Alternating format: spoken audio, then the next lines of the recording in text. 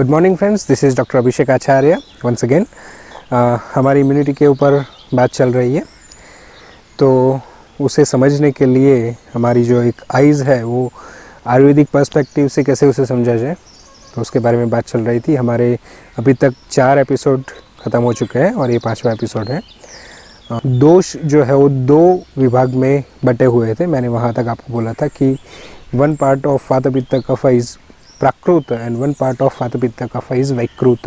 Okay, तो ये थोड़ा सा डेफिनेशन मैं आपको समझा लेता हूँ कि वात पित्त कफ को प्राकृत और वैकृत के अंदर कैसे डिवाइड किया गया है। ओके, तो प्राकृत और वैकृत ये 2 वर्ड्स समझने बहुत ज़रूरी है। प्राकृत, ओके, प्राकृत यानी कि जो नॉर्मल बैलेंस्ड स्टेट के अंदर है। ओके, नॉर्मल बैलेंस्ड स्टेट के अंदर जो है उसे बोला जाता है प्राकृत।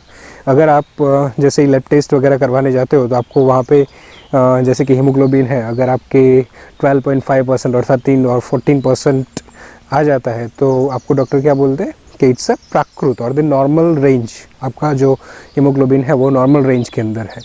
तो वैसे ही वात पित्त कफ जो है वो प्राकृत रेंज के अंदर अगर है, हाँ, तो इट्स कॉल्ड एज प्राकृत यानी कि नॉर्मल बैलेंस्ड स्टेट, एंड वैकृत यानी कि वात पित्त कफ जो है वो नॉर्मल स्टिमुलेशन से भी उसका जो स्वरूप है, प्रॉपर्टीज़ के आधार पे वो अगर चेंज हो जाए, और इसे कहा जाता है वैकृत। ओके, यानी कि जो अनचेंज्ड है उसे कहा जाएगा प्राकृत, और जो चेंज हो सकता है उसे कहा जाएगा वैकृत। ओके, तो प्राकृत जो है वो कैसे, और उसको पूरी जो सिनारियो है उसे कैसे समझा जाए, it's very necessary to understand the role model of prakriti. Okay, प्रकृति यानी क्या, यानी कि अगेन हम उसको लेमन लैंग्वेज में बात करें तो हमारे आजू बाजू में जो नेचर है उसे हम प्रकृति बोलते हैं। ओके, या तो इन नॉर्मल बिहेवियरल टर्मिनोलॉजी के अंदर हम बोलते हैं कि इसकी प्रकृति गर्म है, इसकी प्रकृति ठंडी है, ये अच्छा नहीं है, वैसा वगैरह। ओके, तो ये प्रकृति जो है यानी अगेन वो नॉर्मल स्टेट या तो प्राकृत स्टेट ऑफ वात पित्त एंड कफ जो हमारे शरीर के अंदर रहते हुए एग्जीक्यूट करते हैं certain symptomatically, like behavioural, like mental और साइकोलॉजिकल, इमोशनल वे पर, फीलिंग्स वे पर, ऐसी कई सारी चीज़ें जो है वो एग्जीक्यूट होती है। तो वो एग्जीक्यूशन जो होता है इन अ नॉर्मल और the balanced state because of vata pitta cough, that called as a प्रकृति। ओके, ये बहुत ही लेमन टर्मिनोलॉजी के अंदर मैं बोला हूँ। आयुर्वेद के अंदर जो प्रकृति की डेफिनेशन दी है वो बहुत ही क्लियर और काफ़ी कुछ एक्सप्लेन कर देती है। देयर इज़ अ वन श्लोक, जन्म मरण कालांतर भाविनी निर्विकारिणी दोष स्थिति। ओके, दोष यानी कि त्रिदोष जो हमने वात पित्त और कफ के बारे में बात करी। जन्म मरण कालांतर भाविनी, निर्विकारिणी यानी कि वो इम्बैलेंस्ड स्टेट नहीं है। ओके, जन्म से लेकर मरण तक जो चलता है यानी कि उसका जो स्टेट ऑफ एक्चुअलिटी है वो एज इट इज़ रहेगा। ओके, और इसीलिए गुजराती में भी एक कहावत है, अगर आपको पता हो तो, प्राण अने प्रकृति साथे जाए। Okay, there is a one terminology. तो ये जो मीनिंग है प्राण और प्रकृति साथ में जाए यानी कि वो अनचेंज्ड होती है, और इसीलिए उसे कहा जाता है दैट इज़ द प्राकृत और normal ratio of vata pitta कफ जो अनचेंज्ड होगा till the death. Okay, death होने तक भी वो चेंज नहीं होने वाला। तो उसको समझना बहुत ज़रूरी है कि वात पित्त और कफ इन तीनों के कौन कौन से ऐसे बिहेवियरल, मेंटल, फिज़िकल या ऑर्गन लेवल पे या सेल्यूलर लेवल पे और इम्यूनिटी लेवल पे कैसे वो इफ़ेक्ट डालते हैं। ओके, वो समझना बहुत ज़रूरी है। वात के इंडिविजुअली आपको कैरेक्टरिस्टिक्स मिल जाएंगे, पित्त के इंडिविजुअली मिल जाएंगे, कफ के मिल जाएंगे, और ये सारी चीज़ें हम डेफिनेटली नेक्स्ट लेक्चर्स के अंदर यानी कि एपिसोड 6, 7 और 8 के अंदर हम ट्राई करेंगे कि ये तीनों प्रकृति जो है वो एक्सप्लेन करी जाए। ओके, मगर अभी के सिनारियो में ऐसा है कि ये जो बेसिक प्रकृति है वो कब फॉर्म होती है, सबसे पहले तो वो हमें जानना ज़रूरी है। जब पहली बार कंसीव होता है, ओके, कंसीव होना यानी कि स्पर्म एंड ओवम जब मिल जाते हैं और जब डीएनए एक्सचेंज होता है तो प्रकृति निर्माण की क्रिया चालू हो जाती है।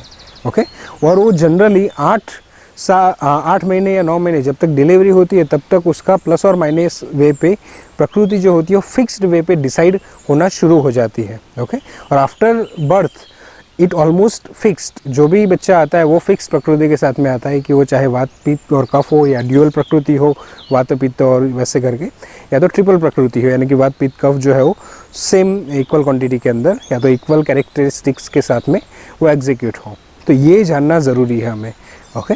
मगर इसमें प्रकृति कैसे इम्पेक्ट होगी और कौन सी प्रकृति अच्छी कौन सी बुरी, ये सारी चीज़ें हम अभी डिस्कस नहीं करेंगे। मगर ये जानना ज़रूरी है कि जब भी प्रकृति फॉर्म होती है, यानी कि प्रकृति जब भी शुरू होती है बनना, जब कंसीव हो जाता है स्पर्म एंड ओवम, जो डीएनए एक्सचेंज करने लगते हैं, तब हमारा रोल वहाँ पे डेफिनेटली हो सकता है कि हम उससे मैनेज कर पाए, हम उसे हमारी इच्छित प्रकृति का संतान जो है वो लाने की कोशिश कर सकें, यानी कि हेल्दी संतान विथ गुड इम्यूनिटी। अभी क्योंकि इम्यूनिटी की बात चल रही है, तो उसमें immunity is the most important thing, जो उस वक्त हम मैनेज कर सकते हैं जब फर्स्ट टाइम ये स्पर्म एंड ओवम जब एक साथ में मिलते हैं, फिटस का निर्माण करते हैं, ओके। तो यहाँ पे बहुत ही ज़रूरी है, क्योंकि अगर आपने सुना हो, there is example of Abhimanyu is the best example of the prakriti nirman thing, okay. तो वहाँ पे वो सारी चीज़ें जो है वो सीखने लगता है जब वो वुम में होता है, यानी कि गर्भ के अंदर होता है। Designer baby is the terminology that कि हमारा जो आने वाला बच्चा हो वो हेल्दी हो, ओके। और हेल्दी तभी रह पाएगा जब उसकी इम्यूनिटी अच्छी हो। ये बात बहुत ही ज़रूरी है समझना, हेल्थ और इम्यूनिटी दोनों पैरेलल वे पे चलते हैं, ओके। तो प्रकृति को डिसाइड करने के लिए देयर इज़ अगेन एक पूरा अलग साइंस बना हुआ है आयुर्वेद के अंदर, that called as a garbh संस्कार, ओके। यानी कि माता पिता जो जब कंसीव करना चाहते हैं या बच्चे के लिए प्लानिंग कर रहे हैं, तो उसको अगर कंसिडरेशन में करें तो जनरली उससे पहले यानी कि 1 साल तक उन्हें खुद को ट्रेन करना पड़ेगा, आने वाला बच्चा कैसा होगा उसके लिए, okay. Mentally, physically and organ level पे, फिजियोलॉजिकली भी, ओके। तो वहाँ पे वो देखना है कि वात पित्त कफ उनके कैसे स्टेबलाइज है या नहीं है, वैकृत दोष जो ऑलरेडी हमारे शरीर के अंदर है वो स्टेबलाइज है या नहीं है, अगर नहीं है तो उसे कैसे करके स्टेबलाइज करा जाए। देयर इज़ अ पूरा एक functional procedure is there that called as a garbh sanskar. 3 तरह से उनको मेंटेन करना होता है। First thing is a physiologically, second is a physical and third is a mental, okay. तो ये 3 तरीके से जो है वात पित्त कफ को बैलेंस करा जाता है विद द पंचकर्म, यानी कि पूरा शरीर डिटॉक्स किया जाए। सेकेंड, मेंटल लेवल पे आप उसका डिटॉक्सिफिकेशन करें by the reading books and the satsang and all. And third thing, ultimately जो चाहिए हमें कि पूरे शरीर को अगर हम डिटॉक्स कर चुके हो तो उसके बाद में शरीर को रिज्यूनेट करने के लिए आयुर्वेदिक औषधीज जो है वो लेने की ज़रूरत पड़ती है। तो 3 स्टेजेस के अंदर गर्भ निर्माण जो है वो होता है, और उसकी वजह से आने वाले बच्चे के अंदर प्रकृति जो है यानी द इम्यूनिटी लेवल जो है वो आप चाहे वैसे उसको गेन कर सकते हो या उसको दे सकते हो, ओके।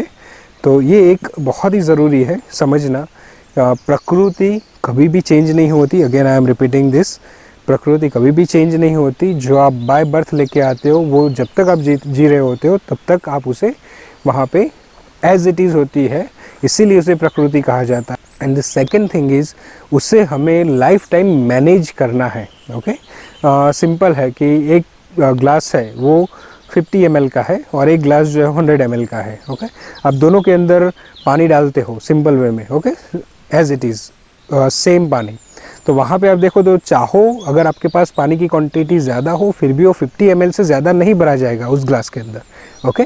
और यहाँ पे 100 ml है तो 100 ml से ज़्यादा नहीं भरा जाएगा।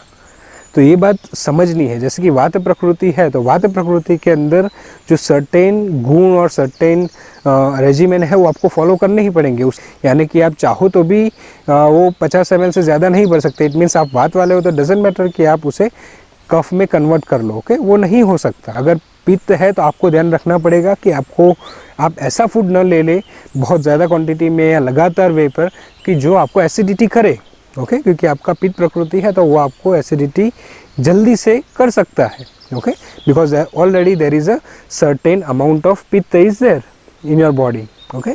तो अगर वो रहेगा और जैसे ही आप पित्त वाला कुछ खाना ले लोगे तो तुरंत आपको एसिडिटी होने वाली है।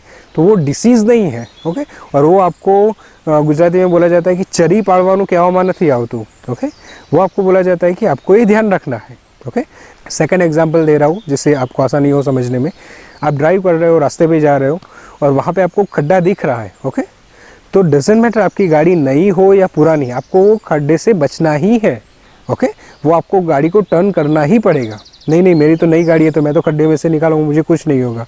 ओके, तो ये इट्स वेरी नेसेसरी। अगर आप हेल्दी हो, अगर आपकी वात प्रकृति है जस्ट फॉर एग्जांपल, और वात प्रकृति में क्या क्या कैरेक्टरिस्टिक्स होंगे डेफिनेटली हम आगे देखेंगे, मगर जस्ट फॉर एग्जांपल कि अगर वात प्रकृति है तो आप ज़्यादा वातवर्धक आहार विहार यानी कि अपनी डेली रूटीन और आपका डेली खान पान जो है वो उसके आधार पे ही होना चाहिए, भले ही आप अभी हेल्दी हो। इसका मीनिंग ये नहीं कि आप आगे जाके एज इट इज़ हेल्दी रहोगे। ओके, तो ये सारी चीज़ें जो है वो मैनेज करने की बात है, और तभी जाके हमारी प्रकृति जो है वो बेस्ट वे पर चलेगी। ओके, यानी कि आप चाहो वैसे आपकी इम्यूनिटी जो है वो बढ़ा सकते हो अकॉर्डिंगली प्रकृति, अकॉर्डिंग टू प्रकृति।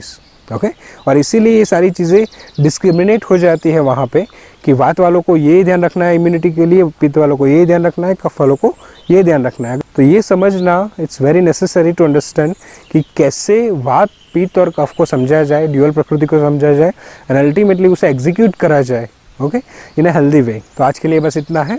दिस इज़ डॉक्टर अभिषेक आचार्य। अगर आपको ये वीडियो पसंद आया हो तो प्लीज़ शेयर करिए अपने कलीग्स के साथ में, फैमिली मेम्बर्स के साथ में और रिलेटिव्स के साथ में, और हो सके तो उसे सब्सक्राइब करने की कोशिश करें। Thank you so much. ऐसे वीडियोस आते रहेंगे। आगे आपको जानना है अपनी बॉडी टाइप्स क्या है, वात पित्त कफ प्रकृति क्या होती है। डेफिनेटली आने वाले लेक्चर्स थोड़े से लंबे होंगे तो आपको थोड़ा सा पैशन रखना पड़ेगा उसको सुनने के लिए, उसके लिए थोड़ा सा टाइम देना पड़ेगा। बिकॉज अगर आप ये जान लोगे तो डेफिनेटली अपनी तरह से आप अपने घर में आराम से उसे मैनेज कर सकते हो और आराम से हेल्दी रह सकते हो विदाउट एनी कंसल्टेशन, और कहीं भी आपको डॉक्टर के पास जाने की ज़रूरत नहीं पड़ेगी।